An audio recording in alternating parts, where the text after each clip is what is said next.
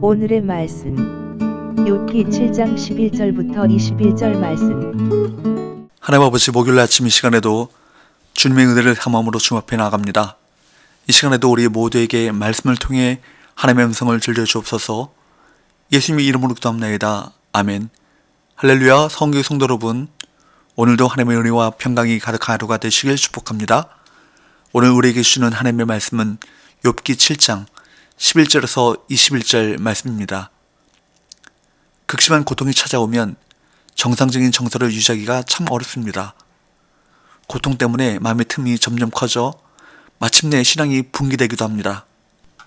욥은 감당할 수 없는 고난과 친구들의 무정한 정죄로 급기야 하나님을 향한 신앙마저 흐려지고 하나님께 직접적인 불평과 원망을 토로합니다. 욥은 하나님을 향한 원망을 마음에 담고 있을 수 없어 뭐라고 말합니까? 11절, 그런즉 내가 내 입을 금하지 아니하고 내 영혼의 아픔 때문에 말하며 내 마음의 괴로움 때문에 불평하리이다.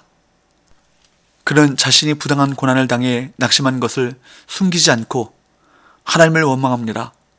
한마디로 참을 만큼 참았으니 이제 할 말을 하겠다는 것입니다. 하지만 고통스럽고 쓰리 마음에서 나오는 말은 관계를 깨뜨리는 것은 물론이고 우리 자신을 더 고통스럽고 괴롭게 할 수 있습니다. 욥은 12절에서 뭐라고 하소연합니까? 12절, 내가 바다니이까 바다 괴물이니이까 주께서 어찌하여 나를 지키시나이까. 욥은 수사 의문문을 통해 하나님께 하소연합니다. 그는 하나님을 당신으로 칭합니다. 개역 개정에는 주께서라고 번역되었는데요. 하나님이 자기 앞에 감시자를 두시고 자기를 마치 바다 괴물처럼 감시하신다고 탄식합니다. 하나님께서 사랑하시는 자를 눈동자같이 지켜주시고 그의 모든 일에 관심을 가지시는 것은 큰 복입니다.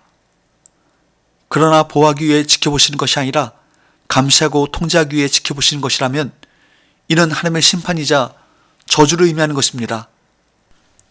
욥은 당신이라는 말을 사용하므로 그가 하는 말이 하나님을 향하고 있음을 명확히 하고 있습니다.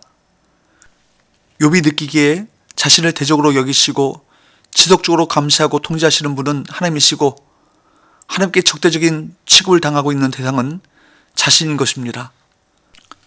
그렇기에 욥은 친구들과 논쟁하면서도 이렇게 자신을 원수 취급하시는 하나님을 향해 계속 말하고 있는 것입니다.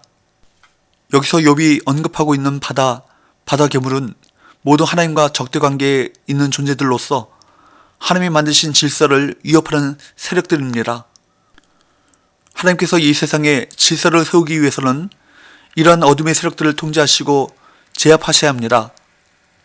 욥은 하나님께서 적대적 관계인 괴물들과 자신을 동일시하신다고 한탄하고 있습니다. 욥은 인과응보의 원리를 누구보다도 잘 지켰기에 스스로 하나님 질서의 옹호자라고 생각했을 것입니다. 자신은 질서를 파괴하는 자가 아니라 파괴된 질서의 희생양이라고 생각했기에 하나님께 부당하게 취급당하는 현실을 도저히 이해할 수 없었습니다. 그러기에 그의 탄식은 더욱 깊어질 수밖에 없습니다. 13절 14절에서는 잠자리에서나마 고통을 잊으려도 주께서 꿈과 환상으로 놀라게 하시고 두렵게 하신다고 원망합니다. 고통의 원인을 알 수 없는 욥으로서는 그렇게 생각할 수밖에 없는 것이죠. 현상만 보고 판단하면 이렇듯 하나님을 오해할 수 있습니다.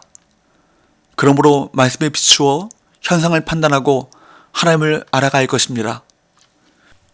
욥은 15절에서 극심한 고통을 겪으며 사는 것보다 차라리 숨이 막혀 죽는 것을 소망하고 있습니다. 얼마나 안타깝습니까? 또한 16절에서는 뭐라고 탄식합니까? 내가 생명을 싫어하고 영원히 살기를 원하지 아니하오니 나를 도우소서. 내 날은 헛것이니이다. 그는 오직 죽음만이 그를 고통에서 벗어나게 해줄 수 있다고 생각하는 것입니다. 극심한 고통은 이렇듯 생의 의욕마저 꺾어놓을 정도로 파괴적입니다. 그래서 안타깝게 스스로 목숨을 끊는 사람들이 지금도 끊이지 않고 있는 것입니다. 어느 누구도 이러한 극심한 고통 앞에서는 견딜 수 없습니다. 그렇기에 하나님 없이 살아간다는 것은 어리석기 그지없는 것입니다. 욥은 하나님께 따지듯이 질문합니다. 17절 18절 사람이 무엇이기에 주께서 그를 크게 만드사 그에게 마음을 두시고 아침마다 건징하시며 순간마다 단련하시나이까. 여기서 욥은 시편 말씀을 비틀어 인용하며 하나님을 원망하고 있습니다. 하나님을 향한 찬양이 원망으로 뒤바뀐 것입니다. 삶을 무너뜨리는 극심한 고통은 이렇듯 하나님의 말씀마저도 왜곡해서 받아들이게 합니다. 상황이 어려울수록 하나님의 말씀을 바르게 분별하고 깨달을 수 있는 은혜를 구해야 할 것입니다. 욥은 20절 21절에서 뭐라고 절규하고 탄식합니까? 사람을 감찰하시는 이여 내가 범죄하였던들 주께 무슨 해가 되오리이까. 어찌하여 나를 당신의 관역으로 삼으셔서 내게 무거운 짐이 되게 하셨나이까. 주께서 어찌하여 내 허물을 사하여 주지 아니하시며 내 죄악을 제거하여 버리지 아니하시나이까. 내가 이제 흙에 누우리니 주께서 나를 애써 찾으실지라도 내가 남아있지 아니하리이다. 하나님을 원망하며 불경하게 따지는 것처럼 보이지만 한시라도 빨리 자신을 구해달라는 절박한 탄원으로 이해할 수 있습니다. 설사 하나님께서 그를 벌하신 것이라 할지라도 구원하실 분도 하나님이시기 때문입니다. 욥은 극한 고난으로 하나님을 향해 원망을 토로했습니다. 하나님께서 마치 자신을 무섭게 벌하시려고 작정하신 것처럼 행하신다고 탄식합니다. 그러면서 제발 자신을 속히 구해달라고 부르짖습니다. 욥의 이러한 태도와 발언은 분명히 불평과 원망입니다. 그가 한 말들은 불경하다고 여기기에 충분할 정도입니다. 그러나 그의 불평과 원망은 여전히 그가 하나님을 경외한 자임을 나타내고 있습니다. 모든 고통에서 벗어나게 해달라고 하나님께 간절히 매달리고 있기 때문입니다. 살다 보면 이제껏 쌓아왔던 믿음이 무색해질 정도로 우리를 무너뜨리는 고난의 순간이 있습니다. 그 순간에도 하나님을 경외하는 마음을 잊어버리면 안 될 것입니다. 겟세마네에서 간절히 기도하신 예수님처럼 고난이 사라지지 않더라도 인내하며 하나님께 부르시며 나가야 합니다. 극한의 순간에도 우리가 믿고 의지할 분은 하나님뿐임을 잊지 마시기 바랍니다. 기도합시다.